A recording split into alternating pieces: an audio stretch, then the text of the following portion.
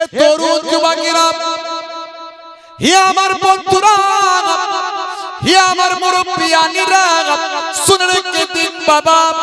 তাহলে মাথায় রাখবেন, হযরত নবী সুলাইমান আলাইহিস সালাম তার ভাই আমার ওই যে ভেড়াগুলোকে চড়াচ্ছে একজন রাখাল। ভাইরা আমার, তরুণ যুবকেরা, আমার মুরব্বিয়ানেরা, জঙ্গল থেকে একটা চিতা বের হয়ে এলো। জঙ্গল থেকে একটা চিতা বের হয়েছে, সেই রাখালের সামনে এসে দাঁড়িয়ে কথা বলতে লাগলো। হে যুবকেরা, হে আমার মুরব্বিয়ানেরা, তৎকালীন যুগে আমার আল্লাহ ক্ষমতা দিয়েছিলেন। ভাইরা আমার, সে পাওয়ারটা দিয়েছিলেন সুলাইমান নবীকে। আল্লাহ বলেছিলেন দুটো জিনিসের ভিতরে একটা জিনিস দেব, একদিকে তোমাকে এলেম দেব, না হলে তোমাকে ক্ষমতা দেব, রাজ্য দেব। বলো তুমি কোনটা নেবে? সুলাইমান নবী চিন্তা করলেন, আমি যদি রাজ্য নিই তাহলে আমার ক্ষমতা অনেক হয়ে যাবে, সবাই আমাকে বাদশা বলে সম্মান করবে।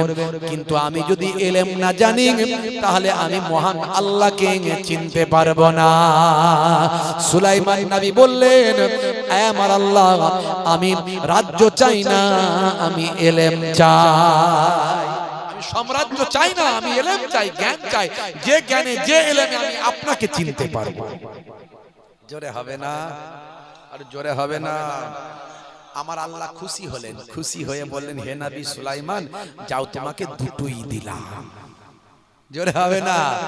এমন বাদশাহী দেব, তুমি যে জিন্নাতের উপর, পশু পাখির উপর বাদশাহী করবে। এমন কি পিপিলিকারাও, পিপিলিকা কি বলছে, পিঁপড়ে কি বলছে, তাও তুমি বুঝতে পারবে। কোরআন মাজিদের একটা সূরা আছে, সূরা নামল, সূরা নামল, পিপিলিকার সূরা। ইয়া আইয়ুহান নাম উদখুলু মাসাকিনাকুম লা ইয়াহতিমান্নাকুম সুলাইমান ওয়া জুনুদুহু। ভাইরা আমার, পিপিলিকার সরদার সুলাইমান নবী আসছে 12,000 সৈন্য নিয়ে তাখতের উপর। সবকিছু সুলাইমান নবীর কথা শুনে, বাতাস সুলাইমান নবীর কথা শুনে, শুধু তাখতের উপর বসে বলল, এই বাতাস উড়িয়ে নিয়ে চলো। তো বাতাস উড়িয়ে নিয়ে যাচ্ছে। যেখানে নামবে, পিপিলিকার সরদার সব তার দলের লোককে, দলের পিঁপড়েদের বলছে, এই তাড়াতাড়ি সুলাইমান নবী আসছে, পায়ে করে মারিয়ে মেরে দেবে, গর্তে ঢুকে পড়ো। সেটাও সুলাইমান নবীকে আল্লাহ শুনিয়ে দিচ্ছে। এমন এলেন, এমন জ্ঞান, এমন ক্ষমতা আল্লাহ দিলেন। সেই সুলাইমান নবীর জামানায় পশু পাখিদের কথা নবী সুলাইমান আলাইহিস সালাম বুঝতে পারতেন। বন্ধুরা আমার, তরুণ যুবকেরা আমার, এমন সময় ভেড়ার রাখালকে সুলাইমান নবীর ওই ভেড়ার রাখাল, ভেড়ার পালের রাখালকে একটা চিতা এসে বলছে, হে ভেড়ার রাখাল, আমাকে একটা ভেড়া দাও, আমি ভেড়া খেতে চাই, আমি বড় ক্ষুধার্ত। সেই সময় সেই রাখাল বললেন, এই ভেড়াগুলোর মালিক আমি নই, এই ভেড়াগুলোর মালিক হলেন হযরতে নবী সুলাইমান। জোরে হবে না? এই কষ্ট হচ্ছে, হ্যাঁ হুদান কষ্ট হচ্ছে, বলবো না, শেষ করে দেবো। যদি বলবো, এই কারা কারা, কারা কারা শুনবেন না, হাত তুলে দেখান তো দেখি। শুনবেন? বলবো? ভাইরা তো খাতা নিয়ে চলে আসে, দান ফান ঠিকঠাক দেবেন তো নাকি? তাড়াতাড়ি দেবেন, বেশি বকাবেন না তো এখানে। তাহলে একটু বলবো, নাহলে এইদিকে আমার সময় দিতে হবে, বুঝতে পারছেন? এমনি রাত হয়ে গেছে, 11:30 বেজে গেছে। একটু বলে দেবো, একটু বলে দেবো কি জি? হ্যাঁ, আর ওদিকে তো আবার হযরত ওমর ফারুক জঙ্গলে ঢুকছেন, ওখানে আবার একটা অসুস্থ মানুষ পড়ে আছে, সেটাও তো আবার বাদ আছে। কোনটা বলবো? এটা বলবো না ওটা বলবো? দুটোই বলতে হবে, কি বিপদ বানান। ভাইরা আমার, তরুণ যুবকেরা আমার, হে আমার মুরব্বিয়ানিরা, হে যুবকেরা, শুনে রেখে দিন বাবা। এমন সময় হযরতে সুলাইমান আলাইহিস সালামের কথা বললেন। ভাই আমার, ভেড়ার রাখাল বললেন, এগুলো তো আমি মালিক নয়, এই ভেড়ার পাল যে তুমি দেখছো, এগুলো তো আমি মালিক নয়। ভাই আমার, ভেড়ার ওই রাখাল অবাক হয়ে গেল চিতার কথা বলা দেখে, চিতার কথা বলা দেখে সেই মালিক, ভাই আমার, ভেড়ার রাখাল অবাক হয়ে গেল। ভেড়ার রাখাল শান্তভাবে বলল, হে চিতা, এই ভেড়াগুলোর মালিক তো নবী সুলাইমান আলাইহিস সালাম। সেই সময় ওই চিতা বলল, ঠিক আছে, তাই যদি হয় যাও যাও তোমার নবী সুলাইমান আলাইহিস সালামকে জিজ্ঞাসা করে এসো তিনি কি আমাকে একটা ভেড়া খেতে অনুমতি দেবেন। যদি তিনি অনুমতি দেন তাহলে আমি একটা ভেড়া খাবো। আমি বড় ক্ষুধার্ত, আমি একটা ভেড়া খেয়ে আমার ক্ষুধা নিবারণ করব। বুঝতে পারছেন কথা বলছে? হ্যাঁ, তখন ওই রাখাল বড় অবাক হলো, তাই নাকি? বলে হ্যাঁ। বলে তো আমি যে এখানে দেখাশোনা করছি ভেড়াগুলো, আমি চলে গেলে তো আবার ভেড়া এদিক ওদিক চলে যাবে, তা ভেড়া হারিয়ে যাবে। নবী সুলাইমান নবীকে কি জবাব দেবো তখন আমি? হে তরুণ যুবকেরা, সেই সময় চিতা বলে চিন্তা করো না, আমি পাহারা দিচ্ছি, তুমি না আসা পর্যন্ত আমি এখান থেকে যাব না। তোমার ভেড়াগুলোকে সব এক কাছে যাতে থাকে সে পাহারার ব্যবস্থা আমি করছি। বন্ধুরা আমার, তরুণ যুবকেরা আমার, হযরতে সুলাইমান নবীর কাছে যাওয়ার জন্য রাখাল চলে গেল। অবাক হয়ে গেল, রাখালটি যখন চারানেওয়ালা, ভেড়া চারানেওয়ালা যখন ছুটতে লাগলো, নবী সুলাইমান আলাইহিস সালাম হলেন বাদশা, সেই সুলাইমান নবীর কাছে গিয়ে খবরটা দেবেন। হে তরুণ যুবকেরা, রাস্তায় যাওয়ার পথে তিনি তিনটি আজীব জিনিস দেখলেন, অলৌকিক জিনিস দেখলেন। তার মধ্যে একটা হলো ভাই আমার একটা গাভী তার বাচ্চার দুগ্ধ খাচ্ছে, গাভী খাচ্ছে তার বাচ্চার দুগ্ধ। চারানেওয়ালা ওই রাখাল অবাক হয়ে গেল, হাই রে হাই, এ তো কি অবস্থা, আরে বাচ্চা তো মায়ের দুধ খায়, এ দেখছি মা বাচ্চার দুধ খাচ্ছে, এ তো অবাক করা ব্যাপার। অবাক হয়ে গেল। দুই নাম্বার, আরো কিছুটা যাওয়ার পরে বন্ধুরা আমার কিছু মানুষকে দেখলাম, তাদের পোশাকগুলো ছেঁড়া ফাটা ছিল, যেন ভিখারির ড্রেস, গরিব মানুষের ড্রেস, ভিখারির ড্রেস, যেন মনে হয় ভিখারির ড্রেস, কিন্তু তাদের হাতে সোনার বস্তা ছিল। হে যুবকেরা, এটাও দেখে ওই রাখাল অবাক হয়ে গেল, এটা কেমন কথা, ড্রেস পোশাক দেখে মনে হচ্ছে ভিখারি মানুষ, কিন্তু হাতে সোনার থলি, সব সোনার টাকা হাতে, সোনার থলি, সোনার কয়েনের বস্তা সব হাতে, এত সোনাওয়ালা মানুষ হয়ে এই পোশাক কেন? অবাক হয়ে গেল। যাক ঠিক আছে, নবী সুলাইমান আলাইহিস সালামকে সব বলবো। কিছুটা যাবার পরে বড় পিপাসা লেগেছে, পানি পান করতে হবে। একটা পানির নাহার বয়ে যাচ্ছে বাবা, পানিটা এত স্বচ্ছ, এত পরিষ্কার, এত সুন্দর, মনে হয় এখান থেকে পানি খেলেই হবে।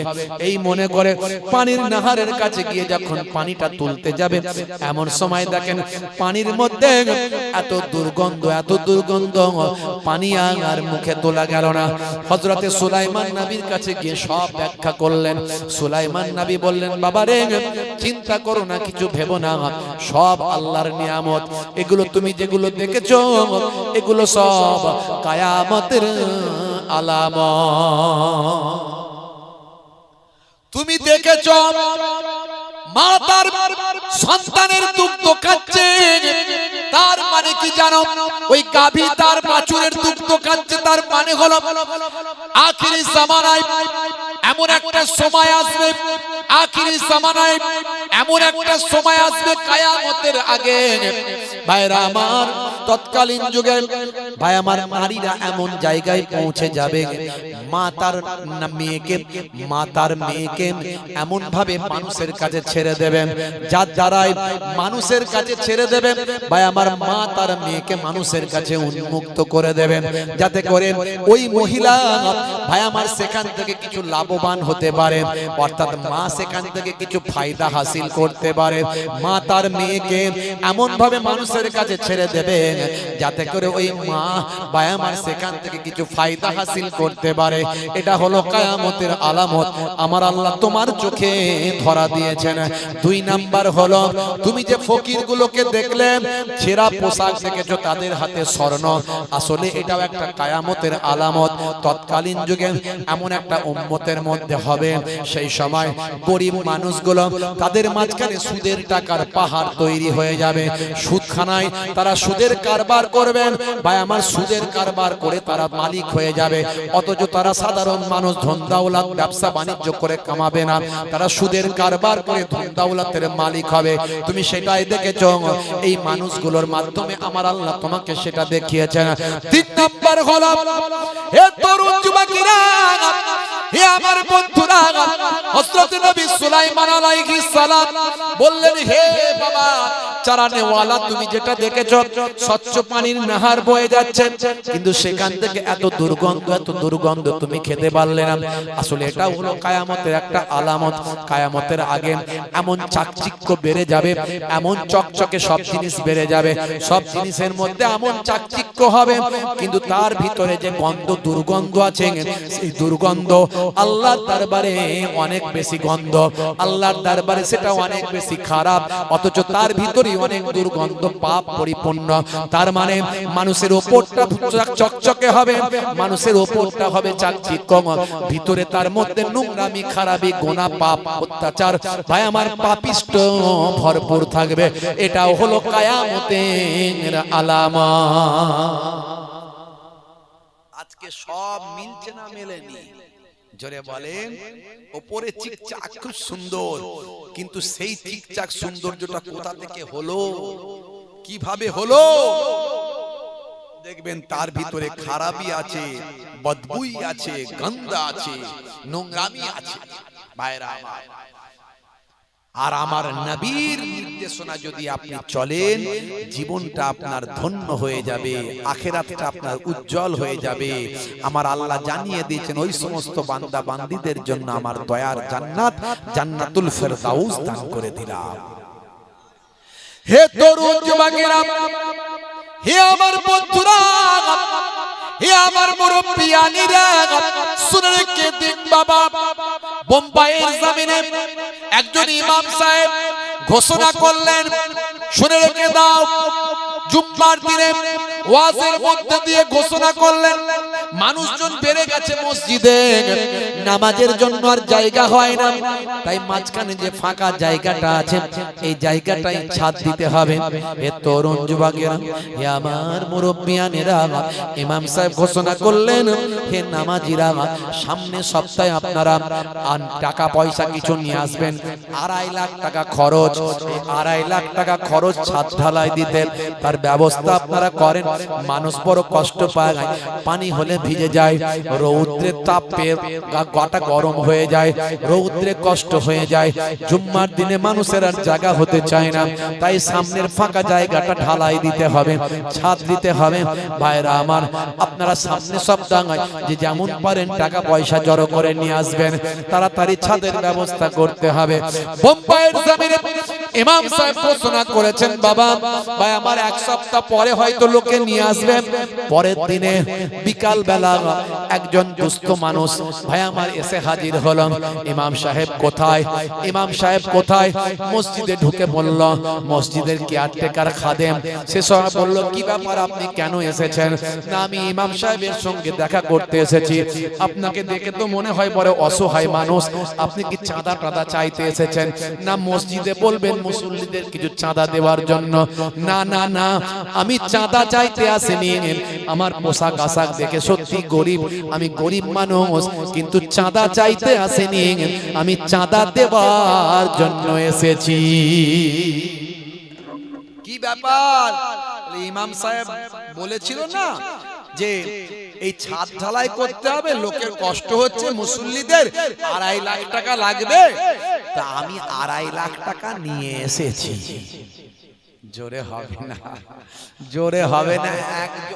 একজন মানুষ, তাকে দেখে মনে হচ্ছে সেই মনে হয় ভিক্ষা চাইতে এসেছে, তাই কেয়ারটেকার বলছে, আপনি কি চাঁদা ফাঁদা চাইতে এসেছেন? না, নামাজিদের বলতে বলছেন যে কিছু টাকা পয়সা দেওয়ার জন্য? না, চাঁদা চাইতে আসেনি, চাঁদা দিতে এসেছি। হে তরুণ যুবকেরা, এমন সময় মসজিদের খাদেম কেয়ারটেকার অবাক হয়ে গেল, বলে কি, এইরকম ছিঁড়া ফাটা একজন মানুষ দেখি মনে হচ্ছে গরিব মানুষ, চেহারা দেখি বোঝা যাচ্ছে এ নাকি 2.5 লাখ টাকা নিয়ে এসেছে। ভাই আমার কেয়ারটেকার অবাক হয়ে গেল। সঙ্গে সঙ্গে মসজিদের ইমাম সাহেবকে তাড়াতাড়ি গিয়ে তুলেন, ইমাম সাহেব তাড়াতাড়ি উঠুন, আপনি তাড়াতাড়ি বাইরে চলুন, দেখুন মসজিদে একজন মানুষ এসেছে, দেখে মনে হয় বড় অসহায় গরিব মানুষ, কিন্তু চাঁদা নিতে আসেনি, চাঁদা দিতে এসেছে। সে নাকি 2.5 লাখ টাকা আপনার ওই ঘোষণার পরে সে শুনেছিল মসজিদ মসজিদে নামাজ পড়ে, জুম্মার দিনে এখানে নামাজ পড়তে আসে, সে 2.5 লাখ টাকা নিয়ে এসেছে ছাদ ঢালাইয়ের জন্য। হে তরুণ যুবকেরা, ইমাম সাহেব তাড়াতাড়ি জামাটা পরে মসজিদে এসে সালাম আলাইকুম, ওয়ালাইকুম আসসালাম, আসসালামু আলাইকুম, মুসাফা সালাম করার পরে কি ব্যাপার বাবা? না এই ব্যাপার। বলো কি? বলে হ্যাঁ। বলেন কি করেন আপনি? না আমি ওই ঝুপড়িতে কাজ করি, ঝুপড়িতে থাকি, ওখানে আমার স্বামী স্ত্রী আমরা এই কাগজ কোরাই, ঠোঙা কোরাই, প্লাস্টিক কোরাই, এই সমস্ত কুড়িয়ে কাড়িয়ে এগুলো আমরা বিক্রি করি। আমাদের পরিবার ঝুপড়িতে থাকে, ঝুপড়িতে থেকে এগুলো বিক্রি করি, বিক্রি করে আমাদের রুজি রুটি করি। আমাদের এইগুলো করে করে করে করে আমাদের 2.5 লাখ টাকা জমেছিল। আমরা চিন্তা করেছিলাম কোন এক জায়গায় পার্মানেন্ট কিছু জায়গা টাকা কিনে ঘর করব, কিন্তু আমরা যেদিনে আপনি ঘোষণা করলেন ইমাম সাহেব যে আল্লাহর ঘরের জন্য 2.5 লাখ টাকা লাগবে, যে আল্লাহর ঘর দুনিয়াতে তৈরি করে দেন, আমার আল্লাহ তার জান্নাতে বালাখানা অট্টালিকা বানিয়ে দেয়। সেদিনে কি আমি আমার স্ত্রীকে বলেছিলাম, হে আমার প্রিয়তমা স্ত্রী, আমার আল্লাহ দিলে আমাদের আবার টাকা হয়ে যাবে, আল্লাহর ঘরের জন্য 2.5 লাখ টাকা দরকার, কি করব বলো? আমাদের ঘর হয়তো এখন আর হবে না, পরে হয়তো আল্লাহ হইয়ে দেবে। আমার স্ত্রী বলেছিল চলো চলো, আগে আল্লাহর ঘর হবে, পরে আমাদের ঘর হবে। জোরে হবে না? জোরে হবে না? এমন কথা শুনে ইমাম সাহেব তো থবেনে গেলেন, অবাক হয়ে গেলেন। বলে কি এই রকম মানুষ? আরে বাপ রে বাপ! মসজিদের সেক্রেটারিকে ফোন, সভাপতিকে ফোন, এলাকার জনপ্রতিনিধিকে ফোন, কমিটির লোকজনকে ফোন, সবাইকে চারিদিক থেকে এসে হাজির, সবাই এসে হাজির। ইমাম সাহেব একটু চা পানি খাওয়ালেন, স্বামী স্ত্রীকে বসিয়ে খাইয়েন। ভাই আমার, হে তরুণ যুবকেরা, সব ধনী ধনী মানুষগুলো, সব বড় বড় ধনী ধনী লোকগুলো এসে হাজির হলো। সবাইকে জড়ো করে বললেন, ইমাম সাহেব বললেন, দেখুন দেখুন দেখুন, এই মানুষটা 2.5 লাখ টাকা নিয়ে আল্লাহর ঘরের জন্য এসেছে। এটা আমাদের জন্য বড় লজ্জার বিষয়। আপনি এত টাকার মালিক, আপনি এত টাকার মালিক, আপনি এত টাকার মালিক, আপনি এত টাকার মালিক, ওই আপনি তো একবারও বললেন না 2.5 লাখ টাকা আমি দেব। আর এরকম একজন ঝুপড়িতে থাকা, এই যে নোংরা কুড়িয়ে প্লাস্টিক কুড়িয়ে বেঁচে থাকা মানুষটা 2.5 লাখ টাকা নিয়ে এসেছে, এটা আমাদের সবার জন্য লজ্জাকর ব্যাপার। এখন বলুন, এই মানুষটার টাকা নিয়ে করব না আপনাদের টাকা নিয়ে করব? হে তরুণ যুবকেরা, ইমাম সাহেবের কথা শুনে সেই জায়গায় ধনী মানুষটা বলল, আমি একা 30,000 টাকা দেব। ও বলল আমি 20,000 দেব। ও বলল আমি 10,000 দেব। ও বলল আমি 20,000 দেব। কয়েক মুহূর্তের মধ্যে 5 লক্ষ টাকা উঠে গেল। হে তরুণ যুবকেরা, হে আমার মুরব্বিয়ানেরা, ইমাম সাহেব বললেন দাও 5 লাখ টাকা। 5 লাখ টাকা সঙ্গে সঙ্গে হয়ে গেল। ওই 5 লাখ টাকা নিয়ে ওই মানুষটাকে বললেন দেন আপনার 2.5 লাখ টাকা। ওনার 2.5 লাখ টাকা ইমাম সাহেব নিলেন, নিয়ে বললেন, হে আল্লাহর বান্দা, আপনার নিয়ত আল্লাহ কবুল করেছেন। আমি 2.5 লাখ টাকা আপনি নিয়ে এসেছিলেন আল্লাহর ঘরে দেবার জন্য, আমি আল্লাহর ঘরের জন্য নিলাম, আপনাকে ফেরালাম না, আপনাকে ফেরালাম না, আপনার নিয়তটা কবুল হয়ে গেল। আমি 2.5 লাখ টাকা নিলাম, কিন্তু শোনেন শোনেন, আমার আল্লাহ আপনার জন্য 5 লাখ টাকার ব্যবস্থা করেছেন। আপনার ঘর হবে না, আপনি বলেছিলেন, এই নিন 5 লাখ টাকা আমি আপনাকে দিয়ে দিলাম। জান জান, আমার তো 5 লাখ এখানে মসজিদে লাগবে না, এখানে লাগবে 2.5 লাখ, কিন্তু আমার আল্লাহ দিয়েছেন 5 লাখ। জান, এই টাকা নিয়ে আপনার ঘরটা সুন্দর করে বানিয়ে না।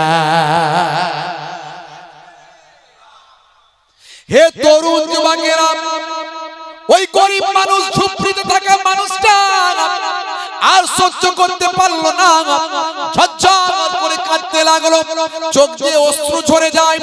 সেই সময় সে বলল, আমি শুনেছিলাম হজের মধ্যে 1 দিলে 10 পাওয়া যায়, 1 দিলে 10 পাওয়া যায়। আমি 2.5 দিচ্ছিলাম, তার ডবল, 2.5 1 দিলে ডবল পাওয়া যায়। আমি শুনেছিলাম, আমি 2.5 দিলাম। আল্লাহর কোরআনের কথা, নবীর হাদিসের কথা মিলে গেল।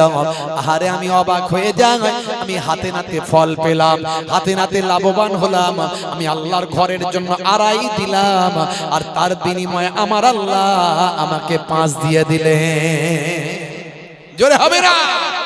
ভাইরা আমার, তরুণ যুবকেরা আমার, মুরব্বিয়ানেরা আমার, আজও সেই নবীকে মাননেওয়ালা, আল্লাহকে মাননেওয়ালা, ইসলাম মাননেওয়ালা, নবীর সুন্নত মাননেওয়ালা, আল্লাহর দ্বীন মাননেওয়ালা যদি আজও আপনি যদি মেনে চলেন, আমার আল্লাহ দুনিয়ার জমিনে আপনাকে জাযা দেবেন, বদলা দেবেন, আর কিয়ামতের দিনে দেবেনই দেবেন।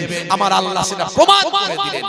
হযরতে ওমর ফারুক রাদিয়াল্লাহু তাআলা আনহু কত বড় ইমানদার, নামাজি, পরেজগার মানুষ, কত নেকি করনেওয়ালা মানুষ ভাইরা আমার, অথচ একজন অসুস্থ মানুষ সে পড়ে আছে। ভাই আমার, ওমর ফারুক জরুরি কাজ বন্ধ করে সেই মানুষটার সেবা করার জন্য গেলেন। গিয়ে দেখেন সর্বনাশ, এর তো হাতও চলে না, পাও চলে না, চোখও দেখে না, মুখও বলে না, কিছুই হয় না, খালি শ্বাস প্রশ্বাস চলছে। এ তো মনে হয় কিছু সময় পরই হয়তো নাকি মারা যাবে, আল্লাহই জানে। তো এই মানুষটার আমি কি খেদমত করব? কখন খেয়েছে না খেয়েছে, যদি একটু খাওয়াতে পারি তাহলে অন্তত অনেক হকের কাজ করলাম, নেকির কাজ করলাম, ভালো কাজ করলাম, ইবাদতের কাজ করলাম, অন্তত যদি খাওয়াতে পারি। এই চিন্তা করে হযরত ওমর ফারুক রাদিয়াল্লাহু তাআলা আনহু চিন্তা করলেন, না না, এখনি খাওয়ানোর ব্যবস্থা করতে হবে। তাড়াতাড়ি বাড়ি গেলেন। ওই রকম অসুস্থ মানুষকে তো নরম নরম খাবার দিতে হবে, গিলা গিলা খাবার দিতে হবে।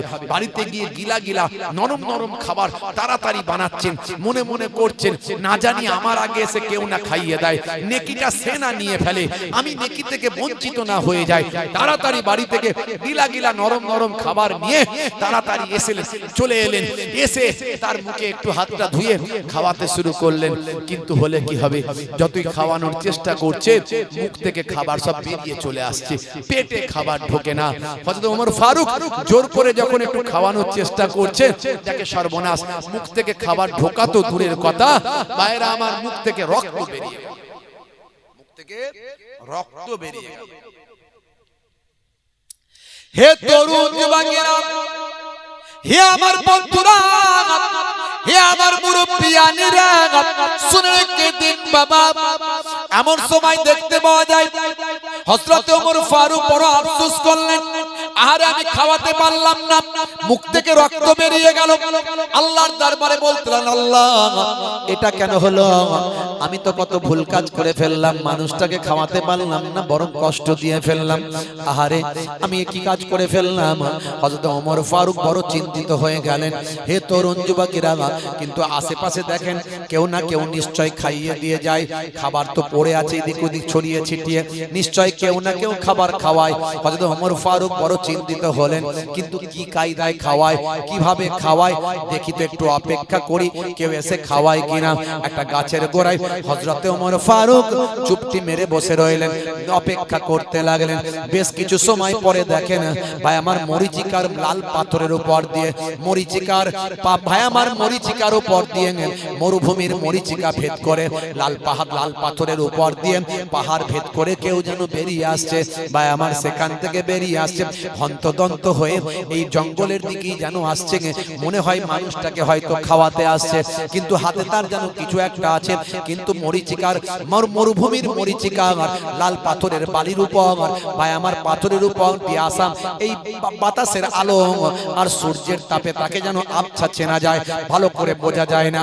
অন্য দিক থেকে সে যেন ঢুকছে, জঙ্গলের ভিতর ঢুকে গেল, বাগানের ভিতর ঢুকে গেল। হযরতে ওমর ফারুক সবই লক্ষ্য করছেন দূর থেকে, বুঝতে পারছেন না মানুষটাকে। সেই মানুষটা, ওই মানুষটার কাছে এলেন, এসে তার মতো করে শুয়ে পড়লেন। উনিও শুয়ে আছেন, ইনিও এসে শুয়ে পড়লেন। খাবারটা বের করলেন, খাবারটা বের করে ভাই আমার নিজের মুখে প্রথম নিলেন। হে তরুণ যুবকেরা, নিজের মুখে নিয়ে নিজের মুখটাকে তার মুখের কাছে এগিয়ে নিয়ে গেলেন।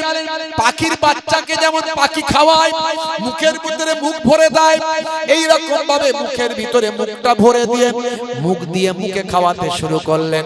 দীর্ঘ সময় ধরে একটু করে নিজের মুখে নিচ্ছে, আবার নিজের মুখটা তার মুখে ভরে দিচ্ছে। দীর্ঘ সময় ধরে এভাবে খাওয়াতে লাগলেন। হে তরুণ যুবকেরা, এইভাবে পানি পর্যন্ত খাইয়ে দিয়ে খাওয়ানো হয়ে গেল, মুখটা মুছিয়ে দিলেন। এবার চলে যাওয়ার জন্য তিনি ব্যস্ত হলেন। হে যুবকেরা, হযরতে ওমর ফারুক ভাবলেন মানুষটাকে আমি তো চিনতে পারলাম না। তাড়াতাড়ি কাছের আড়াল থেকে বের হয়ে সামনে যখন এসে হাজির হলেন, সামনে এসে দেখেন এই মানুষটার অন্য কেউ নন, ইনি তো হলেন হযরতে আবু বকর সিদ্দিক। জোরে হবে না? আর জোরে হবে না? হযরতে ওমর ফারুক সামনে এসে হাজির হলেন, হয়ে বললেন ভাই আবু বকর, ও ভাই আবু বকর, আল্লাহ আপনাকে এত ইজ্জত দিয়েছেন, এত সম্মান দিয়েছেন, আপনি এত আমলওয়ালা মানুষ, আপনার সম্পর্কে আল্লাহর নবী বলেছেন আফজালুন নাস বা'দাল আম্বিয়া, দুনিয়ার জমিনে নবীদের পরে শ্রেষ্ঠ মানুষ হলেন হযরতে আবু বকর। আপনার সম্পর্কে নবী বলেছেন তামাম উম্মতের নেকির পাল্লা যদি এক পাল্লায় রাখা হয়, নেকিটাকে যদি এক পাল্লায় রাখা হয়, আর আমার আবু বকরের যদি একদিনে ইবাদত নেকিটাকে যদি এক পাল্লায় রাখা হয়, আমি নবী বলি আমার আবু বকরের একদিনের ইবাদতের পাল্লাখানা ভারী হয়ে যাবে। ও ভাই আবু বকর, আবু বকর, আপনি এত নেকিওয়ালা মানুষ, এত নেক মানুষ, ইবাদতকারী মানুষ, আল্লাহ আপনার এত সম্মান দিয়েছেন, আপনি এই নেকিটাও ছাড়লেন না, এই নেকিটাও ছাড়লেন না। হযরত আবু বকর হুজুর মুচকি হেসে বললেন ভাই ওমর, আগে তুমি বলো এখানে কি করছো, তুমি এখানে কি করছো আগে বলো। হযরত ওমর ফারুক বলেন হুজুর, আপনি যে কাজটা করে কামিয়াবি পেয়েছেন, পাস করেছেন, আমি সে কাজটা করতে গিয়ে ফেল করে গেছি। হযরত আবু বকর হুজুর বললেন তুমি আমার সম্বন্ধে বলছো, আমার প্রশংসা করছো, তোমার প্রশংসা তো তুমি করছো না। এই ওমর, তোমার সম্পর্কে আল্লাহর নবী কি বলেছেন? লাউ কানা বাদি নবিয়ুন লাকানা আমার। হে দুনিয়ার মানুষ শোনো, আল্লাহর নবী বলেন আমার পরে যদি দুনিয়াতে আল্লাহ কাউকে নবী বানাতেন তো হযরতে ওমরকে নবী করে দিতেন, যার কথার সঙ্গে আল্লাহর ওহীটা মিলে যায়।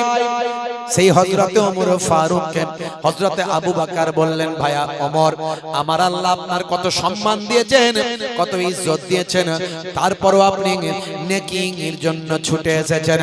হে যুবকেরা, এই উদাহরণের মাধ্যমে এটুকুই বলি, আমার আল্লাহ আপনাকে আমাকে ইবাদতের জন্য সৃষ্টি করেছেন।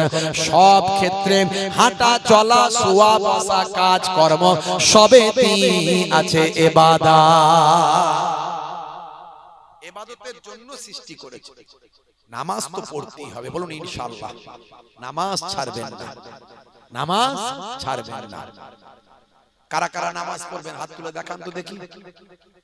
ক্যান্সার হতে পারে, অনেকে হাত তুলছে না, টিউমার হতে পারে, প্যারালাইসিস হতে পারে, হাত তুলুন, হাত তুলুন, হাত তুলুন। হার্ট অ্যাটাক করতে পারে, স্ট্রোকে মৃত্যু হতে পারে। নারে তাকবীর, নারে তাকবীর। নামাজ ছাড়বেন না, নামাজ ছাড়বেন না। আর বেঈমানদের জন্য দুনিয়া হলো জান্নাত, আর দুনিয়াও মাজরাতুল আখিরাহ।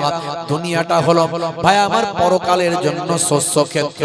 এখানে যেমন চাষ করবে তার ফলটা পরকালে আমার আল্লাহ তোমায় দান করে দেবেন। হে তরুণ যুবকেরা, বন্ধুরা আমার শুনেন, হে যুবক, আর কতদিন আল্লাহ ভুলে থাকবে, আর কতদিন নবী ভুলে থাকবে?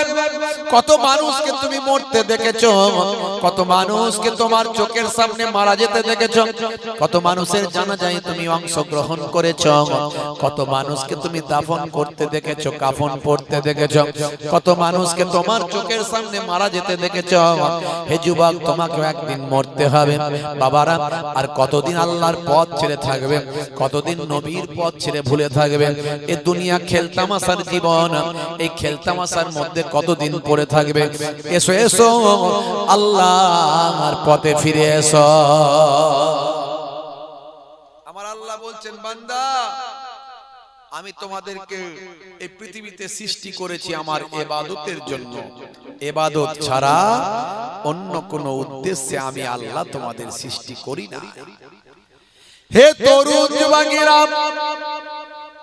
বন্ধুরা আমার শুনেন, ইবাদত মানে নামাজ, ইবাদত মানে রোজা, ইবাদত মানে হজ যাকাত, ইবাদত মানে তেলাওয়াতে কালাম পাক, ইবাদত মানে নবীর মাহাব্বত, ইবাদত মানে আলেমে হাক্কানি ওলিয়ে কামেলদের মাহাব্বত, ইবাদত মানে পিতামাতার মাহাব্বত, ইবাদত মানে পিতামাতার হক পালন, ইবাদত মানে স্ত্রীর হক পালন, ইবাদত মানে সন্তানের হক পালন, ইবাদত মানে প্রতিবেশীর হক পালন।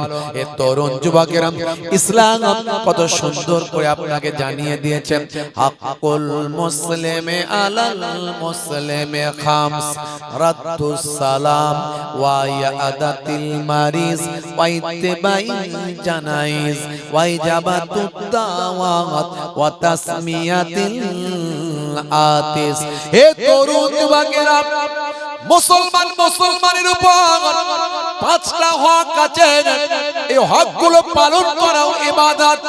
মনে রাখবেন, বান্দার হক যদি নষ্ট করেন, গালমন্দ দিয়েছেন, চগলখড়ি করেছেন, মাল সম্পদ লুটে নিয়েছেন, জায়গা মেরে নিয়েছেন, সম্পত্তি হরণ করেছেন, হে তরুণ যুবকেরা, হে আমার মুরব্বিয়ানেরা, আপনি বান্দার হকটা নষ্ট করলেন, যতক্ষণ পর্যন্ত ওই বান্দা আপনাকে ক্ষমা না করে, মহান আল্লাহ আপনাকে ক্ষমা করবেন না।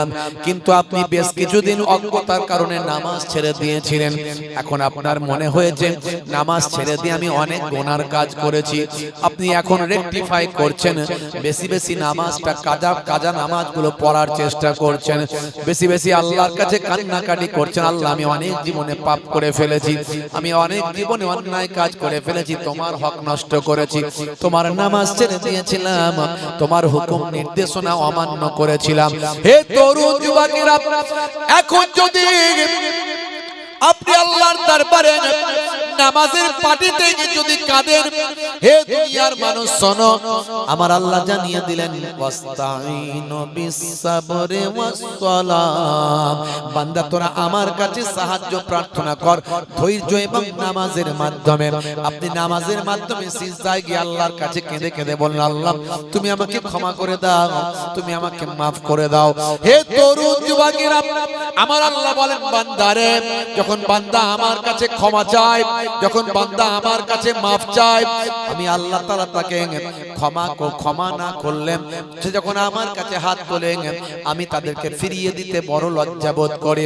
লা তাকনাতু মির রাহমাতিল্লাহ, বান্দা তোরা আমার রহমত থেকে নিরাশ হয়ে যাস না, তোদের গুনাহ রাশি যদি আসমানের মেঘমালায় পৌঁছে যায়, তোরা আমার কাছে ফিরে আয়, আমি আল্লাহ তোদের জীবনের গুনাহ মাফ করে দেব।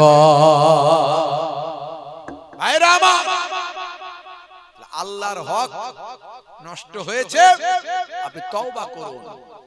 ইয়া আইয়ুহাল্লাযীনা আমানু তুবু ইলাল্লাহি তাওবাতান নাসুহা, অন্তর থেকে আল্লাহর কাছে মাফ চান, আমার আল্লাহ আপনার তওবাকে কবুল করে জীবনের গুনাহ মাফ করে দেবেন। কিন্তু বান্দার হক নষ্ট করবেন না। চায়ের দোকানে বসে বসে অমুক খারাপ তমুক খারাপ এসব কথা বলবেন না। এখন আবার অনেক হুজুররা রাজনীতি করছে, এখন এটা একটা ভালো টপিক শুরু হয়েছে, চায়ের দোকানে বসে এই হুজুরের বদনাম ওই হুজুরের বদনাম আছে না নাই। যে রাজনীতি করছে, যে অন্যায় করছে, সে তার করছে জবাব আল্লাহর কাছে দেবে, সে দেবে না আপনি দেবেন? তার কবরে সে কে জবাব দেবে? সে দেবে না আপনি? তার কবরে সে জবাব দেবে, আপনি দেবেন না। আপনার কবরে আপনাকে জবাব দিতে হবে। কথা ঠিক না ভুল? যে অন্যায় করছে, কে কি বক্তব্য দিয়েছে, আপনি চায়ের দোকানে বলছেন, চায়ের দোকানে অমুক হুজুর তমুক হুজুর, যা পাচ্ছে করুক গে, যা, চুপ করে থাকুন, কথা বেশি বলবেন না। আজকে আমার সঙ্গে আমি পুরুলিয়ায় একেবারে শুশুনিয়া পাহাড়ের পাশে জলসা করলাম, তো আমার মনে হলো লোকে শুশুনিয়া পাহাড় আসে, তো একটুখানি দেখি কি আছে ওখানে। ফাসিরু ফিল আরদ, আল্লাহ বলছেন তোমরা একটু সৈর করো, মাঝে মাঝে একটু ভ্রমণ করো, একটু ভ্রমণ করি দেখি পাহাড়ে আল্লাহর নিয়ামত। পাহাড়গুলোকে আল্লাহ কোরআনে বলছেন ওয়াল জিবালা আওতাদা, আমি পাহাড়গুলোকে পেরেকের মতো ঘিরে দিয়েছি। জমিনকে যাতে ব্যালেন্স তৈরি করা যায়, জমিন যাতে কেঁপে না ওঠে, জমিন যাতে ডিসব্যালেন্স না হয়ে যায়। হে তরুণ যুবকেরা, আমরা জানি এই ভূমির তলায়, মাটির তলায় আছে প্লেট, সেই প্লেটের তলায় আছে পানি। মাঝে মাঝে প্লেটটা যখন একটু নড়ে যায় তখনই ভূমিকম্প হয়। লোকে বলে রেক্টার স্কেলে ধরা পড়েছে। ভাই আমার 8 ডিগ্রি রেক্টার স্কেলে ধরা পড়েছে 9, 8, 9, 10। তখনই থরথর করে ঘর বাড়িগুলো কাঁপে। বিজ্ঞানীরা বলছে প্লেটটা কেঁপে গিয়েছিল, তাই ভূমিটা কেঁপেছিল। আর ভূমি যদি একবার কেঁপে যায় ঘর বাড়ি চূর্ণ বিচূর্ণ হয়ে যায়, লক্ষ লক্ষ হাজার হাজার মানুষ মারা যায়। এ তরুণ যুবকেরা, কিয়ামতের আগে বেশি ভূমি ধস হবে, ভূমিকম্প হবে। চারিদিকে মাঝে মাঝে ঘটনাগুলো দেখি আমরা। এই জমিন যাতে ঠিকঠাক থাকে, আমার আল্লাহ এই জন্য কোরআন মাজিদে বললেন, আমি পাহাড়গুলোকে পেরেকের মতো গেড়েছি। হে তরুণ যুবকেরা, আল্লাহর কোরআন কত সুন্দর, আল্লাহর কোরআন কত বাস্তব, আল্লাহর নবীর হাদিস কত বাস্তব। আমি এর আগে অনেক উদাহরণ দিয়েছি ভাইরা আমার। 1450 বছর আগে কোন রকম পাহাড় বিশরদ কোন বিজ্ঞানী ছিল না, ভূমি বিশরদ ভূতত্ত্ব বিশরদ কোন বিজ্ঞানী ছিল না। প্রত্নতত্ত্ববিদরা 1450 বছর আগে তাদের জন্ম হয়নি। কোন নাসা ছিল না, ইসরো ছিল না, কোন রকম কম্পিউটার সায়েন্স ছিল না। ভাইরা আমার, তরুণ যুবকেরা, কোন রকম কোন বিজ্ঞানীদের আবির্ভাব সেই সময় হয়নি। স্টেথোস্কোপ, ব্যারোমিটার, থার্মোমিটার, মাইক্রোস্কোপ যন্ত্র তখন হয়নি। রেক্টার স্কেলের জন্ম হয়নি তখন। বাবা বন্ধুরা আমার, 1450 বছর আগে আমার আল্লাহ বললেন পাহাড়গুলোকে পেরেকের মতো গেড়ে দিয়েছি। 1450 বছর পার হলো। হে তরুণ যুবকেরা, আজকের যুগে এই ভূমি নিয়ে গবেষণা শুরু হলো, পাহাড় নিয়ে গবেষণা শুরু হলো, সমুদ্র নিয়ে গবেষণা শুরু হলো। বাইলা আমার মেরিন সায়েন্টিস্টের জন্ম হলো, প্রত্নতত্ত্ববিদদের জন্ম হলো। বাবা বাইরা আমার, ওই পাহাড় নিয়ে গবেষণা করা শুরু হলো। গবেষণা করে দেখা গেল 1450 বছর আগের কথাগুলো আজকের যুগে বিজ্ঞানের সঙ্গে মিলে যায়। আল্লাহ বলছেন পাহাড়কে পেরেকের মতো গেড়ে দিয়েছি, অর্থাৎ পেরেকের নিচের দিকটা বেশি থাকে, উপর দিকটা কম থাকে। পাহাড় পেরেককে যখন কোন জায়গায় গাড়া হয় নিচের দিকে বেশি জায়গায়, উপরটা কম থাকে।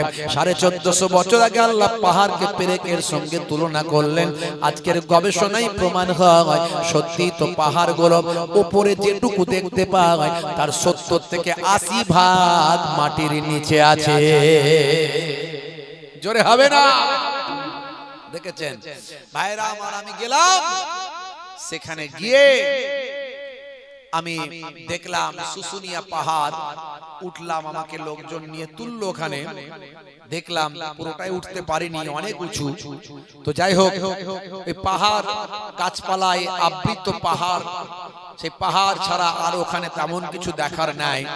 তবে বর্তমান নিচেটায় যেখান দিয়ে উঠতে হবে সেগুলো সব সাধু বাবাদের সব আখড়া, সেখানে সব সাধু বাবাদের আখড়া, বুঝতে পারছেন? তারা সেখানে পুজো অর্চনা করছে। আর আমরা গেছি একেবারে ফজরের নামাজ পড়ে, বুঝতে পারছেন? ফজরের নামাজ পড়ে গেছি, 1-1.5 ঘন্টা ওখানে থেকে দেখে চলে আসবো। তো গিয়ে দেখলাম তাদের হরে রাম চলছে, হরে রাম রাম রাম রাম রাম হরে হরে, হরে কৃষ্ণ কৃষ্ণ কৃষ্ণ হরে হরে তাদের চলছে। তো আমি ভাবলাম এ তো সাধু বাবাদের আখড়া, এখানে কি আর আমাদের যাওয়া যাবে ভাই? তো দেখতে তো কোনো অসুবিধা নাই। তো জিজ্ঞাসা করলাম সাধু বাবাদের যে আমরা কি যেতে পারি এখানে? বলে হ্যাঁ, নো প্রবলেম, যান, পাহাড়ে উঠবেন, ঘুরে আসো। তো ঘুরে এলাম। আগে তো এগুলো ছিল না, আগে হিন্দু মুসলিম সবাই মিলে মিশে আমরা একাকার, একসঙ্গে খাওয়া বসা, হিন্দু মুসলিম এগুলো চলতো। এখন এই নেতারা আমাদের একটু গন্ডগোল করে দিয়েছে। এই সাম্প্রদায়িক দল টল সব এখন বেরিয়েছে, তারা এখন হিন্দু মুসলমানের ভিতরে ভাগ করে দিয়েছে। আমাদেরকে এমন করেছে যে একটা মুসলিমকে হিন্দু পাড়ায় গেলে, বাবা কিছু অসুবিধা আছে নাকি রে বাবু, যাওয়া যাবে তো, কোনো সমস্যায় পড়বো না তো, হ্যাঁ জয় শ্রীরাম বলে কেউ মারবে না তো, এরকম একটা মনে হয়। আবার হিন্দু ভাইরা মুসলমান পাড়ায় ঢুকলে বলে বাপরে এরা তো বাবা কোথায় এখন মারধর যদি শুরু করে দেয়, মানে একটা যেন তৈরি করে দেওয়া হয়েছে। এটা তৈরি করেছে রাজনীতির নেতারা, বুঝতে পারছেন? ভয়ঙ্কর ব্যাপার।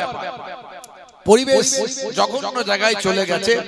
আজকে সাম্প্রদায়িকতা, এই যে দিল্লি থেকে সব নেতারা আসছে, বড় বড় বক্তব্য দিচ্ছে, হাই মুসলমানদের এই করে দেবো, হয় মুসলমানদের ওই করে দেবো, এইভাবে মানুষকে উগ্র করছে, খারাপ করছে, মানুষের মধ্যে বিভাজন তৈরি করছে।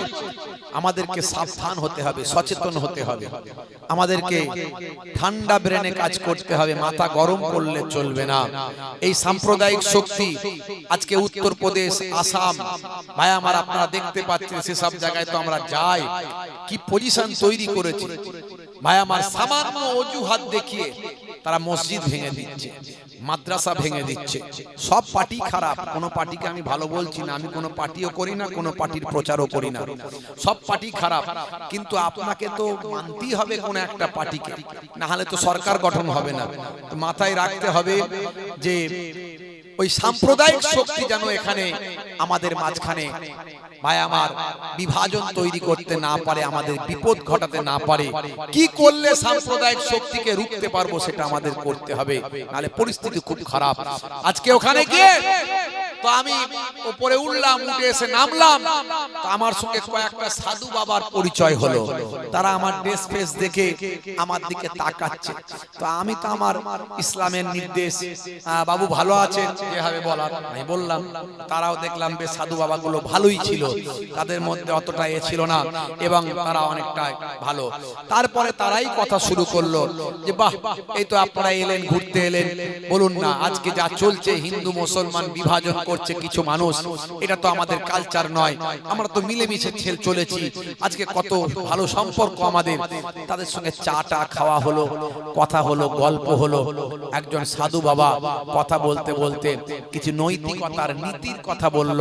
দেখুন মানুষ আজকে মানুষের কত ক্ষতি করছে, মানুষের মধ্যে খারাপ মানুষ বেড়ে গেছে, এই জন্য আজকে সমাজে এত অশান্তি। আজকে আমরা আমাদের মুখকে ঠিক রাখতে পারি না, আমাদের পেটকে ঠিক রাখতে পারি না। আমরা যদি আমাদের মুখটাকে ঠিক রাখতে না পারি, তিনি বললেন এই মুখকে আমরা বলি রাহু, মুখকে আমরা বলি রাহু, উনি ওনার ভাষায় বলছেন রাহু। এই মুখ এখনই এক কথা বলছি, আবার আরেকটু পরে আরেক কথা বলছি, এখানে একজনের নাম করছি, আবার একটু পরে গিয়ে তার বদনাম করছি। এই মুখকে কন্ট্রোল করা খুব মুশকিল। আমি বললাম বাহ, ভালো কথা বলছেন, এ তো আমাদের হাদিসের সঙ্গে মিলে যাচ্ছে। আল্লাহর নবী 1450 বছর আগে বলেছিলেন যে তোমরা কটা জিনিসের যদি গ্যারান্টি দিতে পারো, আমি তোমাদের জান্নাতের গ্যারান্টি দেব। জোরে হবে না? তার মধ্যে একটা হলো মুখ, মুখের গ্যারান্টি। আমরা নামাজ পড়ি, মুখের গ্যারান্টি দিতে পারি না। চগলখড়ি, গীবত, এগুলো আমাদের মাঝখানে আসে, কথা ঠিক না ভুল? আমরা কে খারাপ সেটা বিচার করি, নিজে কতটা ভালো সেটা বিচার করি না। আমরা আমাদের নিজেদের বিচার করি। আমরা who are you, who are you, who are you না বলে আমরা যদি বলি who am I, who am I, who am I, আমি কে, আমার পরিচয় কি, আমি কেমন ছিলাম, কেমন আছি, কেমন হব, এটা নিয়ে যদি গবেষণা করি, আপনার জীবনটা ধন্য হয়ে যাবে। আপনার কবরে আপনি ছাড়া কেউ যাবেন না। বাপ মোহেবুল্লাহ হুসাইনি মারা গেলে মোহেবুল্লাহ হুসাইনির কবরে অন্য কেউ যাবে না। আমার বিচার আল্লাহর দরবারে হবে। যতই আমি পীরের নাতি পোতা হয়ে যাই, বাপ নবীর ছেলে কেনান, তাকেও ছাড় দেয়া হয়নি। তবে হ্যাঁ, নবীর ছেলে কেনান তো আর ইমানদার ছিল না, সেই জন্য ছাড় পায়নি। যদি ওলি আউলিয়ার ঘরের ছেলে যদি ইমানদার হয়, তাহলে হয়তো তাদের বাপ 14 পুরুষ যেহেতু আল্লাহর ওলি, সেই দোয়াতে, সেই নেক নজরে হয়তো কিছুটা ছাড় পেলেও পেতে পারে। কিন্তু অত সহজ ব্যাপার নয়। ইবাদত আমল ছাড়া আল্লাহর দরবারে কাজে লাগবে না কিছু। তাহলে আমার কবরে আমরা কি জবাব দিতে হবে? আপনার কবরে আপনাকে। হে তরুণ যুবকেরা, হে আমার বন্ধুরা, হে আমার মুরব্বিয়ানিরা, শুনে রেখে দিন বাবা। আল্লাহ বললেন বান্দারে, হে দুনিয়ার মানুষ শুনে রেখে দাও, তোমাদেরকে আমি পৃথিবীর জমিনে ইবাদত করার জন্য পাঠিয়েছি। ইবাদত ছাড়া অন্য কোন উদ্দেশ্যে আমি আল্লাহ তোমাদের পাঠাইনি। হে যুবকেরা, হে আমার বন্ধুরা, হে আমার মুরব্বিয়ানিরা, আল্লাহর নবীর সাহাবায়ে কেরামেরা ভাই আমার কতটা ইবাদত বন্দেগী করতেন। সর্বদা তারা ইবাদত বন্দেগীর দিকে নিজেদের মনোনিবেশ করেছিলেন। হে যুবকেরা, আল্লাহর নবীর সাহাবীরা 5 ওয়াক্ত নামাজটা তারা পড়তেন, নামাজ তো তারা ছাড়তেন না, রাসূলের সুন্নতের তাবেদারি করতেন, রাসূলের সুন্নত কোনো অবস্থায় তারা ছাড়তেন না। হাঁটা চলা, খাওয়া শোয়া, বসা ওঠা সবের মধ্যে তারা রাসূলের সুন্নত অনুযায়ী চলতেন। রাসূলের সুন্নত আমাদের জানা দরকার আছে না নাই? দরকার আছে। প্রত্যেকটা কাজে কর্মে রাসূলের সুন্নত আমাদের জানা দরকার আছে, ওটা আমাদের ইবাদত। জোরে বলুন সুবহানাল্লাহ। মাই ইউতি'র রাসূলা ফাকাদ আতা আল্লাহ, যে আমার রাসূলের তাবেদারি করলো সে যেন আমি আল্লাহ আমারই তাবেদারি গোলামিটা করলো। হে তরুণ যুবকেরা, বন্ধুরা আমার শুনেন, হযরত ওমর ফারুক রাদিয়াল্লাহু তাআলা আনহু, ভাইরা আমার, তিনি রাস্তা দিয়ে হেঁটে হেঁটে যাচ্ছেন। যেতে যেতে একটা জঙ্গল পড়বে, জঙ্গলের ধার দিয়ে, বাগানের ধার দিয়ে, বিশাল বড় একটা বাগান, সে বাগানের ধার দিয়ে হযরত ওমর ফারুক চলে যাচ্ছেন। এমন সময় তিনি বুঝতে পারলেন এই বাগানের ভিতরে একজন অসুস্থ মানুষ গাছের গোড়ায় তিনি পড়ে আছেন। সেই সময় হযরত ওমর ফারুকের মতো মানুষ আর সহ্য করতে পারলেন না, তার জরুরি চিন্তা ভাবনা বা আমার যাওয়ার ব্যাপারটা তিনি ক্যান্সেল করে চিন্তা করলেন, আগে অসুস্থ মানুষটা একটু দেখভাল করা আমার জন্য বড় ইবাদত। আগে অসুস্থ মানুষটাকে দেখতে হবে, বিমারি মানুষকে দেখভাল করা, বিমার পুরসি করা, খোঁজ খবর নেওয়া, এটা হলো একে অপরের হক। জোরে বলুন সুবহানাল্লাহ। এই হক নষ্ট করলে হবে না, এই হক নষ্ট করলে আল্লাহর দরবারে আপনি নাজাত পাবেন না। হাক্কুল মুসলিমি আলাল মুসলিমি খামস, মুসলমান মুসলমানের উপর 5টা হক। রাদ্দুস সালাম, সালামের জবাব দেওয়া, সালাম দেওয়া হলো সুন্নত আর জবাব দেওয়া হলো ওয়াজিব। হে তরুণ যুবকেরা, হে আমার মুরব্বিয়ানেরা, হাদিসের ভাষায় এই জন্য এসেছে আসসালামু কাবলাল কালাম, কথা বলার আগে দাও তুমি সালাম। সালাম দেওয়া সুন্নত, জবাব দেওয়া ওয়াজিব। হযরতে আলী মুর্তজা কারামাল্লাহু ওয়াজহু এক সময় আল্লাহর নবীর খিদমতে এলেন। ভাই আমার, দোস্ত আমার, ইসলামে কে কাকে সালাম দেবেন সেটা সুন্দর করে বলা হয়েছে। হে তরুণ যুবকেরা, একজন ব্যক্তি অধিক ব্যক্তিকে সালাম দেবেন। ভাইরা আমার, উপবিষ্ট ব্যক্তিকে সালাম দেবে আগন্তুক ব্যক্তি। ভাইরা আমার, চলে যাওয়া ব্যক্তি, বসে থাকা ব্যক্তিকে সালাম দেবে। হে তরুণ যুবকেরা, হে আমার মুরব্বিয়ানেরা, হে তরুণ যুবকেরা, সালাম দেওয়া এখন ফ্যাশন হয়ে গেছে। মুসলমানকে এখন সালাম দিতে চায় না, সালাম দিলে মনে করে সম্মান কমে যাবে। ভাইরা আমার, তরুণ যুবকেরা, এখন আগে বেড়ে সালাম দেওয়ার অভ্যাসটা উঠে গিয়েছে। হযরতে আলী মুর্তজা কারামাল্লাহু ওয়াজহু তিনি পরে এসেছেন নবীর দরবারে। নবীর দরবারে আগে থেকেই হযরতে আবু বকর হুজুর বসেছিলেন। তাহলে আগন্তুক ব্যক্তি, উপবিষ্ট ব্যক্তিকে সালাম দেবে। তার মানে কে কাকে সালাম দেবে? আলী হুজুর আবু বকর হুজুরকে সালাম দেবে, এটাই তো নিয়ম। কারণ আবু বকর হুজুর বসে আছেন, অপেক্ষা করছেন নবীর জন্য, আর আলী হুজুর আসছেন, তাই তো নাকি? কিন্তু হযরতে আলী মুর্তজা হুজুর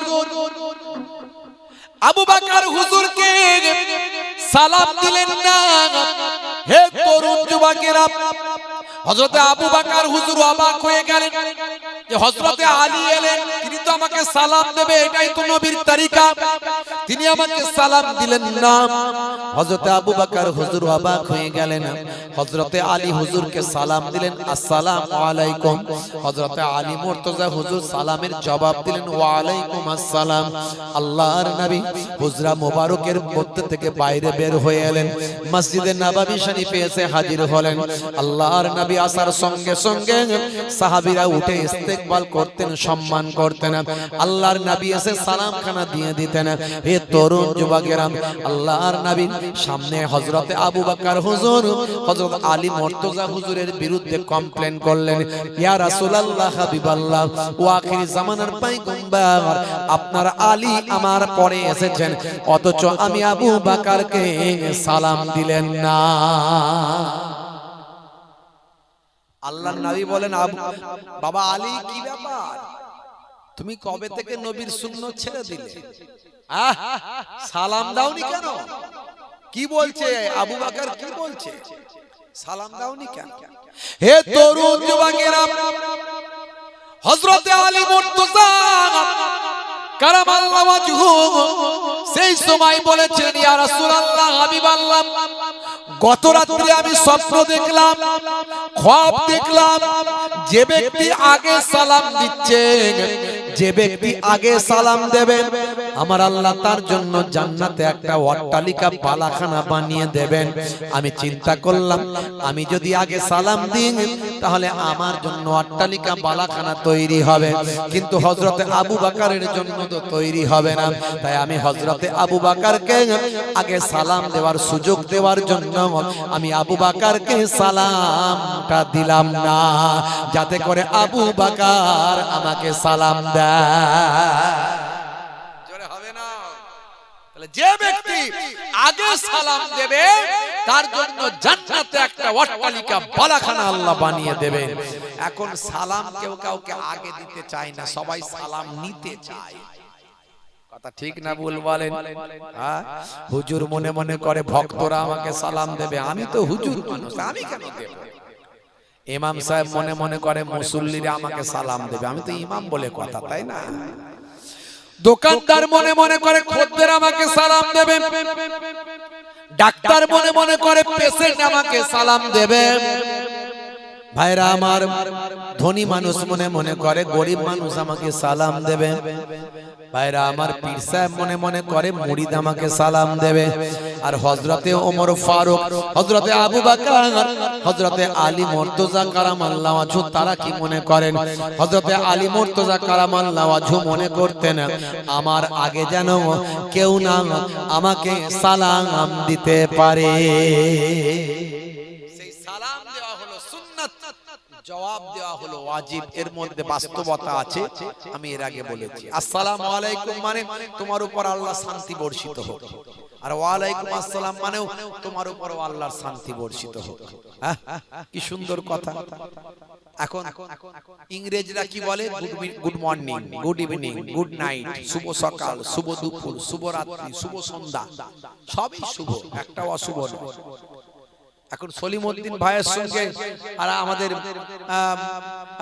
ইংরেজ মিস্টার জনসনের আমেরিকায় থাকে, প্রত্যেকদিন সকালবেলা, দুপুরবেলা, রাতের বেলা যখন তখন ফোন করে একে অপরকে good morning, good night, good evening দেয়, বুঝতে পারছো? এখন ই দিতে ভুলে গেলে ও দেয়, ও দিতে ভুলে গেলে এ দেয়। এখন রাতের বেলা সলিমউদ্দিন সাহেব গুড নাইট দিয়ে ঘুমায়, তা আজকে গুড নাইট দেয়নি, আজকে মিস্টার জনসন সে সলিমউদ্দিন সাহেবকে গুড নাইট দিচ্ছে। হ্যালো, গুড নাইট সলিমউদ্দিন সাহেব। আর এদিকে সলিমউদ্দিনের 35 বার পাতলা পায়খানা, 34 বার বমি হয়েছে, বুঝতে পারছেন? ডাক্তারখানায় নিয়ে যাচ্ছে ছেলেরা, যেই বলেছে হ্যালো গুড নাইট, আর গুড নাইট বলিস না ভাই। বলে কেন? বলে আমার এখন ব্যাড নাইট বল, ব্যাড নাইট। 35 বার পাতলা পায়খানা, 34 বার বমি হয়েছে, ডাক্তারখানায় যাচ্ছে, বুঝতে পারছেন? বলে তাহলে তার আর গুড লইল না, ব্যাড হয়ে গেল। ইসলাম আপনাকে শিখিয়েছিল গুড হোক আর ব্যাড হোক সব সময় তুমি সালাম দাও, আর মানে তোমার উপর আল্লাহর শান্তি বর্ষিত হয়। দেখেছেন ইসলামের সৌন্দর্য, ইসলামের মাধুর্য, আমার নবীর সুন্নতের তরিকা। কতগুলো বলবো, সব বিজ্ঞান বাস্তবতা দিয়ে পরিপূর্ণ। হে তরুণ যুবকেরা, বন্ধুরা আমার শুনেন, হে যুবকেরা, হে আমার মুরব্বিয়ানেরা, তাহলে এক নাম্বার সালাম, 5টা হকের কথা বলা হয়েছে, অন্য হাদিসে 6টা। রাদ্দুস সালাম ওয়া ইয়াদাতিল মারিজ। অসুস্থ মানুষ যদি আপনার গ্রামে থাকে, পাড়ায় থাকে, আপনার প্রতিবেশীর মধ্যে যদি কোনো অসুস্থ মানুষ হয়, সে হিন্দু হোক আর মুসলমান হোক, মানুষ তো অসুস্থ, সেই মানুষটাকে আপনি দেখতে যাবেন। হে তরুণ যুবকের, হে আমার মুরব্বিয়ানেরা, আপনি খোঁজ খবর নেবেন। ভাই কেমন আছো? দাদা কেমন আছো? চাচা কেমন আছো? বাবু কেমন আছো? ভাই আমার হিন্দু হলেও তার বাড়ির পাশে যদি আপনার বাড়ি হয়, তারও আপনি খবর নেবেন। ভাই কেমন আছো? কাকা কেমন আছো? দাদা কেমন আছো? ভাই কেমন আছিস বল। তো ট্রিটমেন্টের ব্যবস্থা করতে হবে নাকি? ডাক্তারের কি কোনো অসুবিধা হচ্ছে নাকি? এই যে খোঁজ খবর নেবেন। হে তরুণ যুবকেরা, ইসলামের সৌন্দর্য, ইসলামের আখলাক, ইসলামের চরিত্র মানুষের কাছে ছড়িয়ে যাবে, ফুটে উঠবেন। ভাইরা আমার, এইভাবে ইসলামের দাওয়াত, ইসলামের আখলাক মানুষের কাছে পৌঁছেছে। পৃথিবীতে কোটি কোটি মানুষ আমার নবীর শিষ্য হয়েছে। নবী কি সুন্দর ব্যবহার দেখিয়েছেন, কি সুন্দর আখলাক দেখিয়েছেন। হে যুবকেরা, হে আমার মুরব্বিয়ানেরা, শুনে রেখে দিন বাবা, জেনে রেখে দেন। আপনি মানুষের খোঁজ খবর নেবেন, আপনি যাতায়াত করবেন। যদি তার ট্রিটমেন্টের ব্যবস্থা করার দরকার হয়, তার বাড়ির লোক যদি না করতে পারেন, আপনারা ট্রিটমেন্টের ব্যবস্থা করবেন, ডাক্তারখানা নিয়ে যাবেন, নিয়ে আসবেন বাবা। এইভাবে একটু যদি সেবা করেন, ভাইরা আমার, এই যে খোঁজ খবর নেবেন, ওই অসুস্থ ব্যক্তির বাড়ি যাতায়াত করার পিছনে, যাতায়াতের পথে প্রত্যেক কদমের বিনিময়ে আমার আল্লাহর ৭০,০০০ ফেরেশতা আপনার গুনাহ মাফির জন্য আমিন আমিন বলে দোয়া করবে। দেখেছে কি সুন্দর ইসলাম, ইসলামের ব্রাইটনেস, ইসলামের বিউটি কত সুন্দর। আমরা সে আখলাক দেখাতে পারি না, সে চরিত্র দেখাতে পারি না। কিছু মানুষ এত কর্কশ ভাষায় কথা বলে, এত ভাষা খারাপ করে মুসলমান, এর জন্য ইসলামের বদনাম হয়ে যায়, এর জন্য ইসলামের বদনাম হয়ে যায়। হে তরুণ যুবকেরা, বন্ধুরা আমার, শুনুন, ওয়াইতিবাইল জানাইজ, জানাজায় অংশগ্রহণ করা, জানাজায় শরীক হওয়া। কোন মানুষ যদি মারা যায়, মনে রাখবেন, সে কতটা নামাজ পড়তো না পড়তো সেটা পরের কথা। সে মুসলমান, সে কালেমা পড়েছে, আল্লাহকে মেনেছে, আপনি জানেন। সে কালেমা পড়েছে, আল্লাহ বলেছে, আল্লাহকে মেনেছে। মুসলমানদের কবরস্থানে তাকে কবরস্থ করতে হবে। মুসলমানদের জানাজা গাহে তাকে জানাজার নামাজটা পড়াতে হবে, পড়তে হবে। হে তরুণ যুবকেরা, জানাজায় অংশগ্রহণ করা এটা হলো ফরজে কিফায়া। হে তরুণ যুবকেরা, হে আমার মুরব্বিয়ানেরা, ৫ ওয়াক্ত নামাজ পড়া যেমন ফরজে আইন, পড়তেই হবে। প্রত্যেক ব্যক্তি না পড়লে গুনাহগার হবে। নামাজ ছেড়ে দিলে ভাই আমার ১৪টা শাস্তি। বেনামাজি বান্দা ইচ্ছাকৃতভাবে যদি নামাজটা ছেড়ে দেয়, তার শাস্তি হবে ১৪টা। দুনিয়াতে হবে ৫টা, মৃত্যুর সময় হবে ৩টে, কবরে গেলে হবে 3টে, আর কিয়ামতের দিনে হবে 3টে। দুনিয়াতে হবে 5টা। ১ নাম্বার হলো বেনামাজি বান্দার চেহারাটা কুৎসিত হয়ে যাবে, চেহারার মধ্যে কোনো নূর থাকবে না, জ্যোতি থাকবে না। নামাজি বান্দার চেহারা একটা নূর থাকে, জ্যোতি থাকে, কালো হোক আর ফর্সা হোক, নামাজি বান্দার চেহারার মধ্যে একটা নূর থাকে, জ্যোতি থাকে। ভালো মানুষের চেহারা বলে বোঝা যায়। হে তরুণ যুবকেরা, হে আমার মুরব্বিয়ানেরা, শুনে রেখে দিন বাবা, বেনামাজি বান্দার চেহারার মধ্যে কোনো নূর থাকবে না, জ্যোতি থাকবে না। এটা হলো ১ নাম্বার। ২ নাম্বার হলো বেনামাজি বান্দার রুজিতে বরকত হবে না, খালি বলবে পয়সা নাই। হুজুর এত ইনকাম করছি, টাকা দেখতে পাই না। একটা তাবিজ দেন, তাবিজ। সেরকম হুজুরের পাল্লায় পড়লে খালি একটা করে 2 কলম তাবিজ লিখে দেবে আর ১০০০ টাকা করে নেবে। আর যদি অরিজিনাল হুজুরের পাল্লায় পড়ে, সে আগে প্রশ্ন করবে, তোমার রুজিতে বরকত হচ্ছে না? এই মিয়া, নামাজ পড়ো তো নাকি? হুজুর কাজ এত চাপ, নামাজ পড়তে পারি না হুজুর, কি করব? হুজুর আমি নামাজ পড়তে পারি না, কিন্তু আমার বউ নামাজ পড়ে। বউ নামাজ পড়ে বউ জান্নাতে যাবে, তুমি পড়নি, তুমি জান্নাতে যেতে পারবে না। হুজুর হ্যাঁ নামাজ পড়ি না বটে, কিন্তু আমার ঈমান কিন্তু খুব পাক্কা।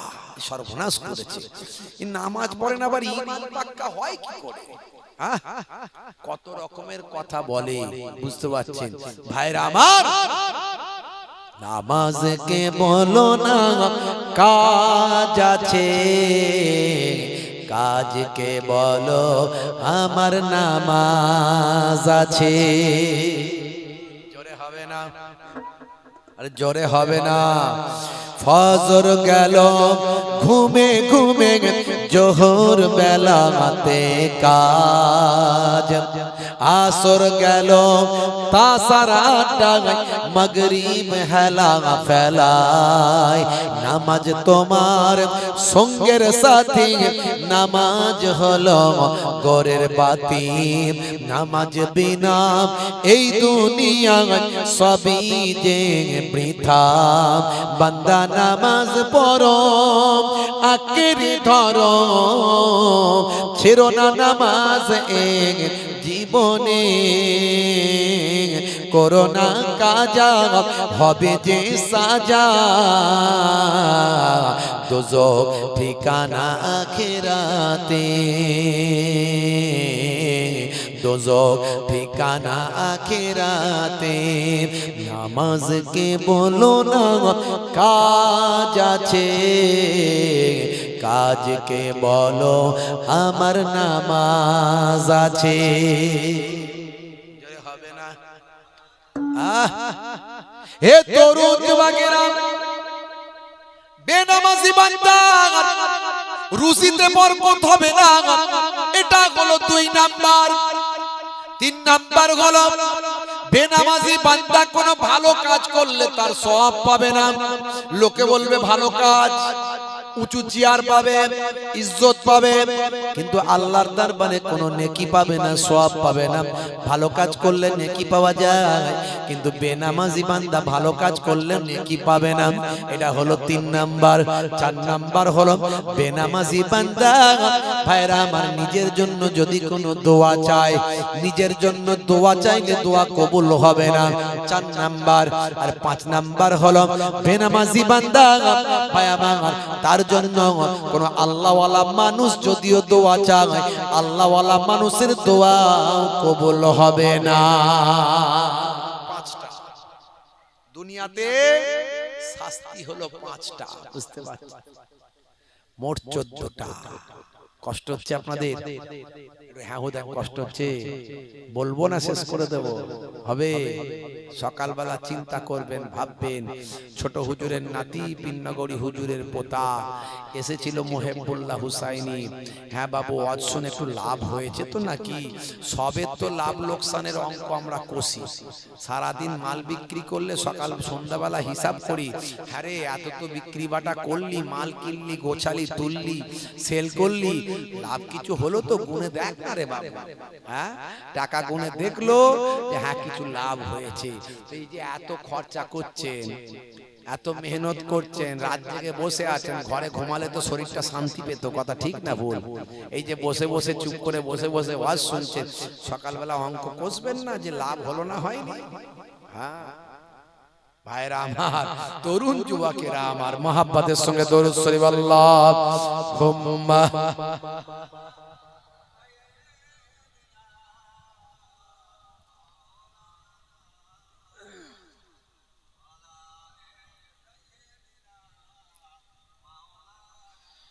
নবীর রওজা শরীফ দেখে মন ভরে না, দিদার দাও গো শাহে মদিনা, দিদার দাও গো শাহে মদিনা।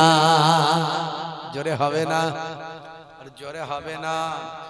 নবীর রওজা শরীফ দেখে মন ভরে না, দিদার দাও গো শাহে মদিনা, দিদার দাও গো শাহে মদিনা।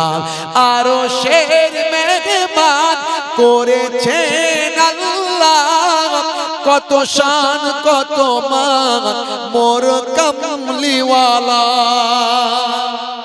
জোরে হবে না, জোরে হবে না। আরো শের মেহমান করেছেন আল্লাহ, কত শান কত মান মোর কামলিওয়ালা।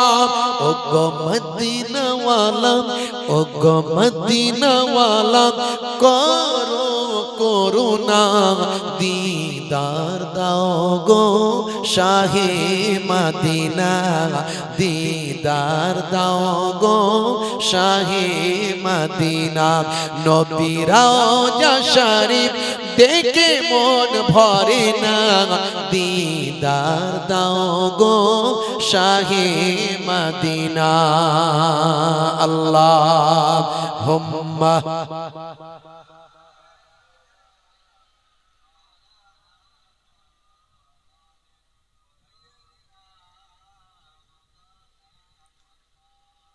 হে তরুণ যুবকেরা, হে আমার বন্ধুরা, শুনে রেখে দিন বাবা, জেনে রেখে দিন মুসলমান। তাহলে দুনিয়াটা হলো পাঁচটা, মৃত্যুর সময় হবে তিনটে। কটা? মৃত্যুর সময় তিনটে হবে। হে তরুণ যুবকেরা, এক নাম্বার হলো মৃত্যুটা হবে অত্যন্ত বেইজ্জতের সঙ্গে, অপমানের সঙ্গে তার মৃত্যুটা হবে, এটা হলো এক নাম্বার। দুই নাম্বার হলো মওতের সময় প্রচন্ড ক্ষুধার্ত থাকবে, মনে হবে সব খাবার খেয়ে ফেলবো, কিন্তু কোনো খাবার পেটে ঢুকবে না, এটা হলো দুই নাম্বার। আর তিন নাম্বার হলো মৃত্যুর সময় প্রচন্ড পিপাসা অবস্থায় থাকবে, মনে হবে সব পানি খেয়ে ফেলবো, কিন্তু এক ফোঁটা পানি তার পেটে ঢুকবে না। এই তিনটে শাস্তি মৃত্যুর সময় হবে। কবরে গেলে হবে তিনটে। হে তরুণ যুবকেরা, হে আমার বন্ধুরা, বেনামাজি বান্দার কবরটাই ভাই আমার কবরের মাটিটাকে গুঁড়ো করে ফেলবে। একদিকের পাঁজরের হাড় আর একদিকের পাঁজরের সঙ্গে ঢুকে যাবে। আল্লাহর নবীর হাদিস থেকে প্রমাণ, একদিকের পাঁজর আর একদিকের পাঁজরের হাড়ের সঙ্গে ঢুকে যাবে। মাটি এত সংকীর্ণ হয়ে যাবে, আবার সরে যাবে, আবার গোটা হবে। এইভাবে কবরে এই আযাবটা চলতে লাগবে। দুই নাম্বার হলো আর একটা কবরে আযাব নিযুক্ত হবে, সেটা হলো কবরে ভাই আমার এক ধরনের বিশেষ সাপ, সুজা আকরা নামক ভয়ঙ্কর সাপ নিযুক্ত করা হবে। যে সাপ জমিনে একবার যদি নিঃশ্বাস ফেলে, কিয়ামত পর্যন্ত সেখানে আর ঘাস জন্ম নেবে না। এই রকম ভয়ঙ্কর সাপ তাকে দংশন করতে থাকবে। এই দুই নাম্বার শাস্তিও চলতে থাকবে বাবা। আর একটা শাস্তি হবে কবরে, কবরটা আগুনের কুণ্ড হয়ে যাবে। এই তিনটে শাস্তি কবরে নিযুক্ত হবে। অনেকে বলতে পারেন আমরা তো কবরের ধারে যাই, কোনো কই আযাব তো দেখি না, আগুনও দেখি না, সাপও দেখি না, মাটি লেভেল হয়ে গেছে দেখি না। হে যুবকেরা, আপনি দিনের বেলা ঘুমিয়ে থাকলে স্বপ্ন দেখেন কোনো বিপদে পড়েছেন, আগুন লেগে গেছে, পুড়ে গেছেন, ভাই আমার অ্যাক্সিডেন্ট হয়েছে, পানিতে ডুবে গেছেন, এরকম অনেকে স্বপ্ন দেখেন। দিনের বেলা আপনি স্বপ্ন দেখছেন ঘুমের মধ্যে, সবাই জেগে আছে, কেউ বুঝতে পারে না, কিন্তু আপনি ঘুমিয়েছিলেন, কেবল ঘুমের মধ্যে আপনি বুঝতে পেরেছেন। সেরকম কবরে যারা গেছে তারাই কেবল বুঝবে, পৃথিবীর কোনো মানুষ বুঝতে পারবে না। এই তিনটে আযাব কবরে চলতে থাকবে। হে তরুণ যুবকেরা, বন্ধুরা আমার শুনেন, কিয়ামতের দিনে তিনটে শাস্তি হবে, তার মধ্যে একটা হলো সবচেয়ে বড় শাস্তি। আমার আল্লাহ বেনামাজি বান্দার দিকে রহমতের দৃষ্টিতে তাকাবেন না, আমার আল্লাহর সুদৃষ্টি সে পাবে না। রহমতের দৃষ্টিতে আমার আল্লাহ বেনামাজি বান্দার দিকে তাকাবে না, এটা হলো এক নাম্বার। দুই নাম্বার হলো তার আমল নামাটা, দুনিয়াতে যে আমল করেছে সেই আমলটা পেছন দিক থেকে বাম হাতে দেওয়া হবে, এটা হলো দুই নাম্বার অপমানের শাস্তি। তিন নাম্বার হলো ভাই আমার ফারিস্তারা তাকে টানতে টানতে জাহান্নামায় নিক্ষেপ করে দেবে। এই তিনটে শাস্তি কিয়ামতের দিনে হবে।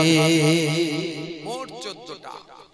বেনামাজি বান্দা ভাইরা আমার 70 থেকে 80% 90% না মানুষ নামাজ ছেড়ে দিয়েছে। অনেকে তো জুম্মার দিনও পড়ে না। আল্লাহ আমাদের হেফাজত করেন। বাপ মনে শান্তি উঠে গেছে, এই যে রুজিতে বরকত নাই, বিপদ লেগে আছে, ভয় টেনশন আমাদের ভিতরে কাজ করছে, অথচ আমরা আল্লাহ মাননেওয়ালা মানুষ, আমাদের কোনো অসুবিধা হওয়ারই কথা নয় যদি আমরা সঠিকভাবে চলতাম। ইমানদারদের মাঝখানে আল্লাহ বিপদ দেন, দিয়ে পরীক্ষা করেন, আর জালেম বেঈমানদের উপর আল্লাহ বিপদ দিয়ে তাদের উপর গজব দান করেন। ইব্রাহিম নবীকে আমার আল্লাহ বিপদ দিয়ে পরীক্ষা করেছিলেন, আগুনে ফেলা হয়েছিল। ইব্রাহিম নবী ভাই আমার সেই পরীক্ষায় উত্তীর্ণ হয়েছিলেন, আল্লাহর উপর সফরত করেছিলেন, ভরসা আশা রেখেছিলেন, আল্লাহ যাতে রাজি আমি তাতে রাজি, আল্লাহর উপর নারাজ হননি, অত অত্যাচার কষ্ট সহ্য করেছেন। ইব্রাহিম নবীকে যখন আগুনে ফেলা হয়েছিল, ইব্রাহিম নবী ভাই আমার উত্তীর্ণ হলেন আল্লাহর পরীক্ষায়। সঙ্গে সঙ্গে আমার আল্লাহ জানিয়ে দিলেন, হে আগুন, ইয়া নারু কুনি বারদাও ওয়া সালামান আলা ইব্রাহিম। ইব্রাহিম নবীর জন্য হে আগুন শান্তি এবং শীতলদায়ক, সুন্দর, মৃদু, ঠান্ডা হয়ে যাও। আগুন তুমি ফুলের বাগান হয়ে যাও। ইব্রাহিম নবীর জন্য শীতল শান্তিদায়ক হয়ে গেল, আগুনটা যেন ফুলের বাগান হয়ে গেল। জোরে বলুন সুবহানাল্লাহ। ইব্রাহিম নবী সেখান থেকে টুকটুক করে আগুন থেকে বের হয়ে আসছেন, আগুনে ইব্রাহিম নবীর গায়ের একটা পশমও পুড়ে যায়নি।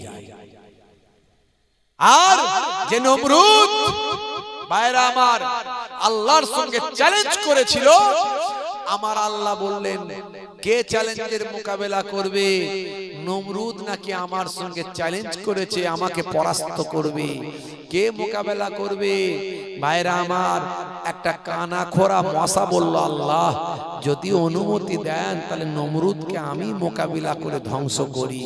আল্লাহ বললেন, যাও, তোমার অনুমতি দেয়া হলো।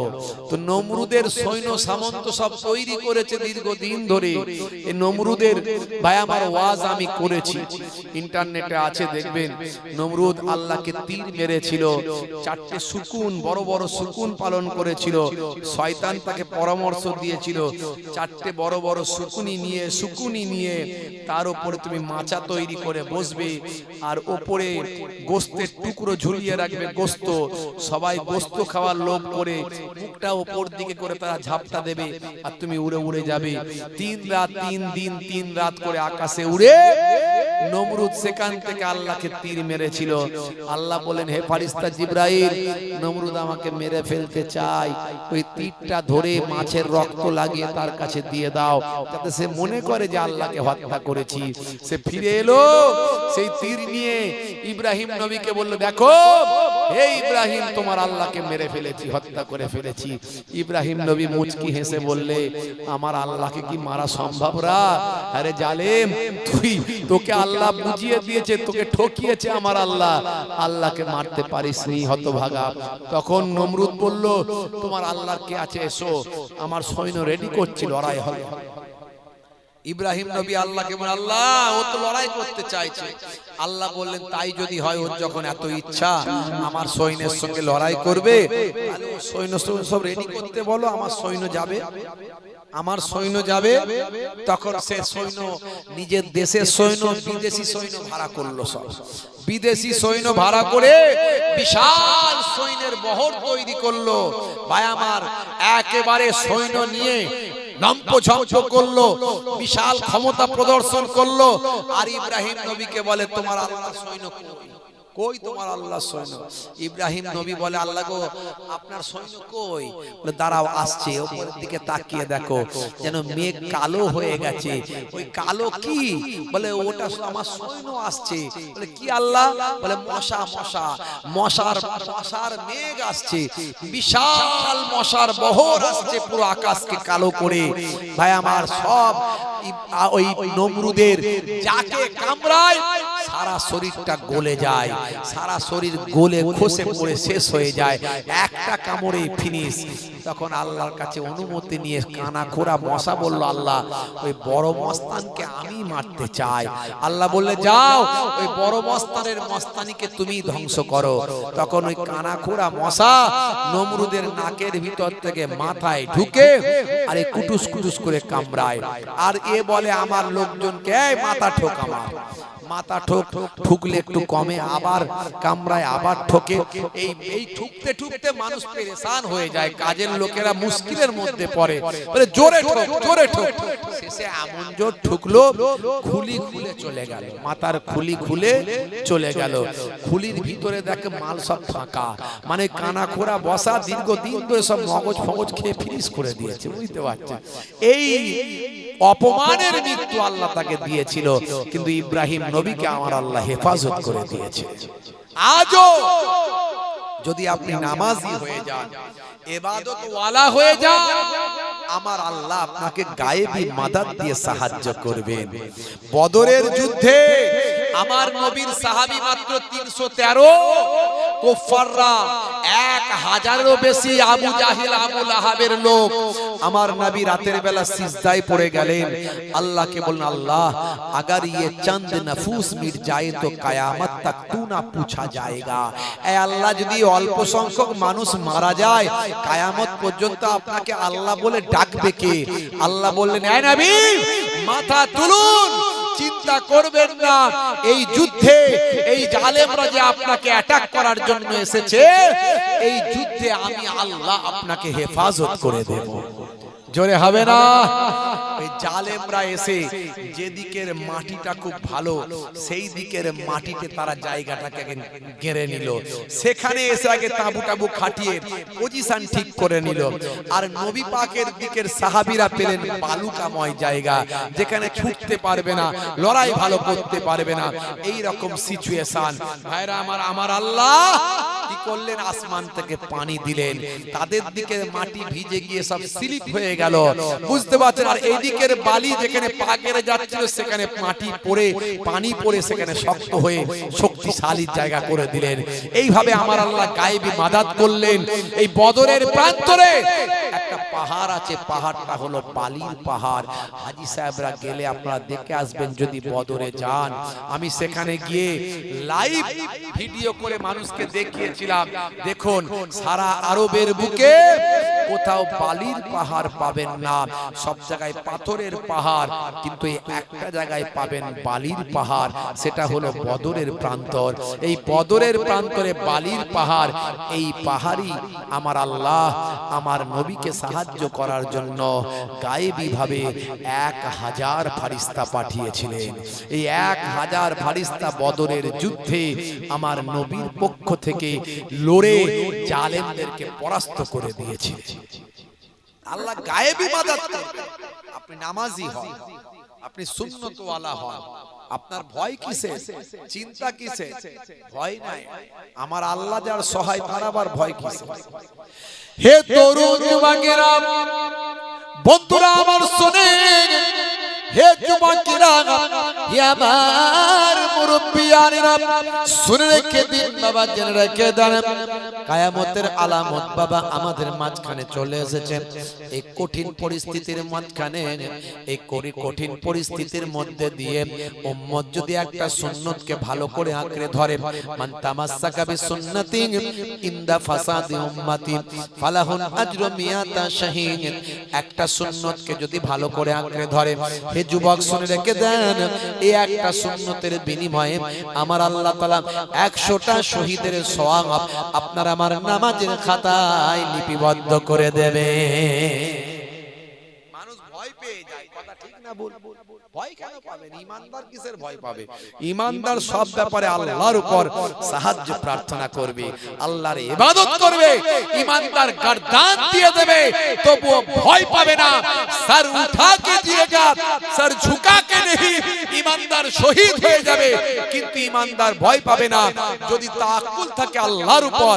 ভাইরা আমার, তরুণ যুবকেরা আমার, মুরব্বিয়ানেরা, এই শায়ের নাম ডিলিট হয়েছে, এসআরের নাম ডিলিট হয়েছে অনেকের, হয়েছে না হয়নি?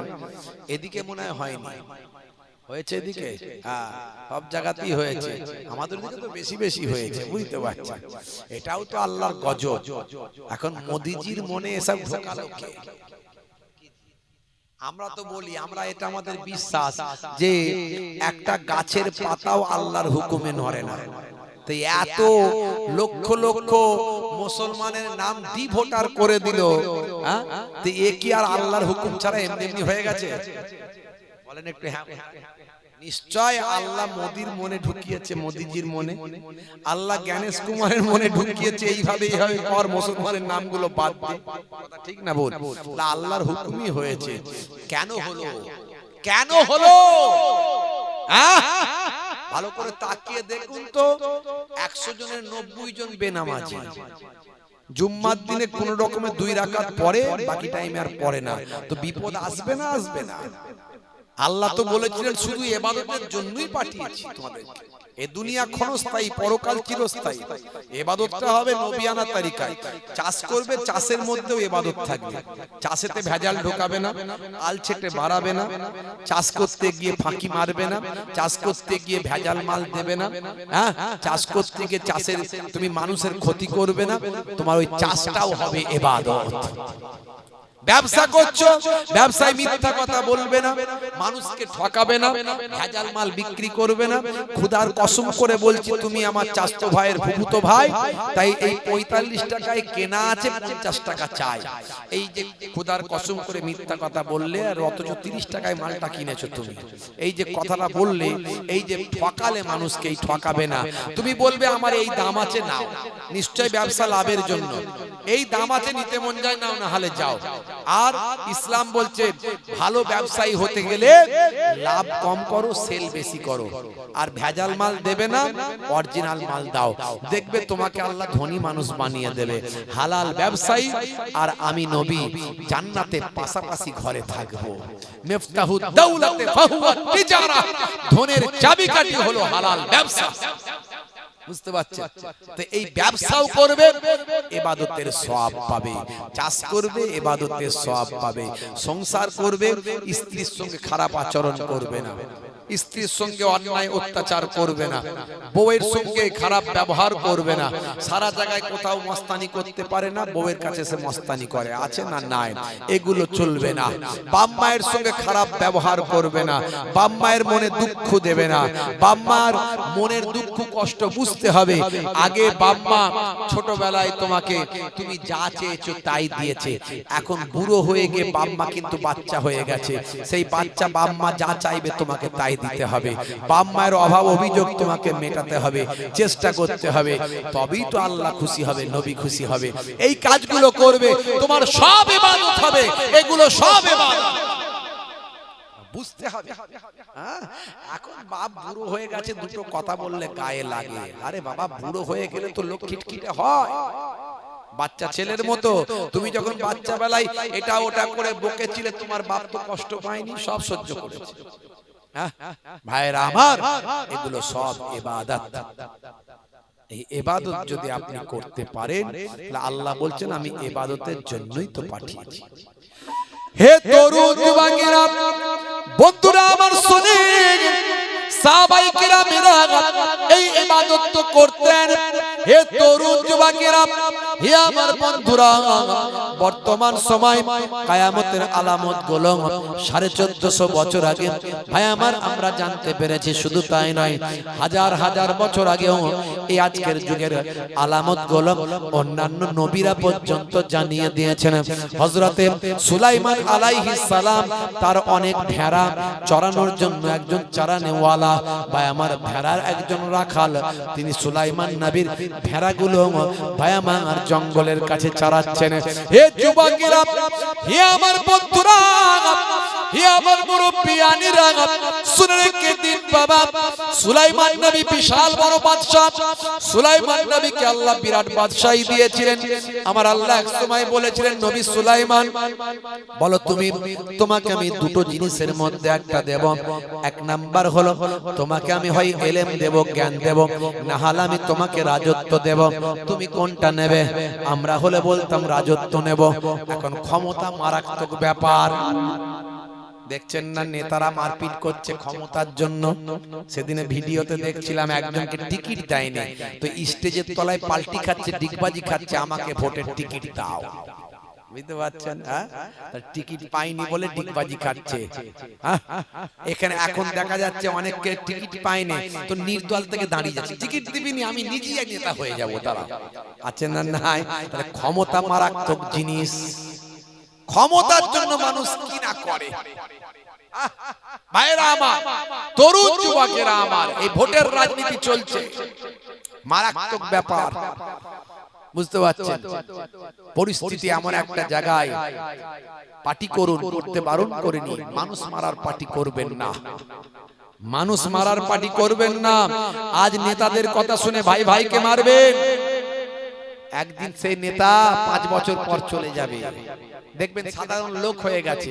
অথচ আপনি যাকে মেরেছিলেন, একসঙ্গে বাস করছেন, তাকে যে দুঃখটা দিয়েছেন, সেই দুঃখ আপনার জীবনে কোনোদিন মুছবে না।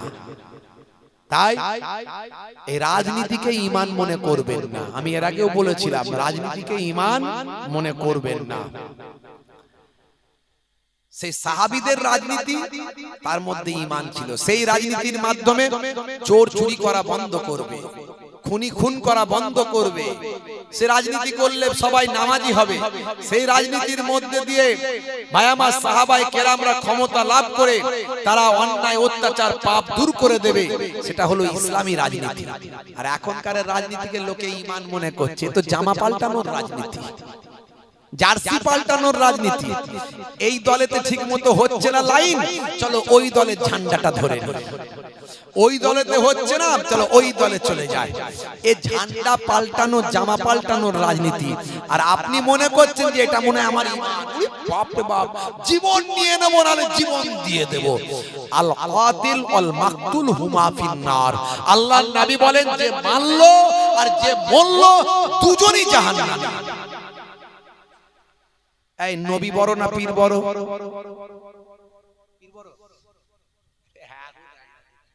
কে বড়? জোরে বলেন। নবী সেখানে বলে দিচ্ছেন, নবীর উপরে কোনো কথা হবে না, যে মারলো যে মরলো দুজনই জাহান্নামে। অত সহজ নয় ভাইরা আমার।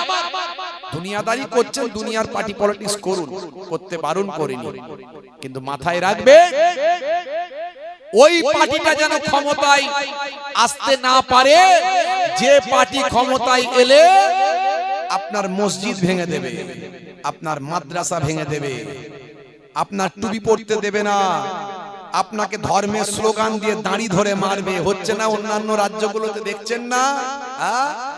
সেই পার্টি যেন ক্ষমতায় না চলে আসে, সেই পার্টিকে রোখার জন্য যা করলে হয় করতে হবে। সবই খারাপ, আমি কোন পার্টিকে ভালো বলছি, সবই খারাপ।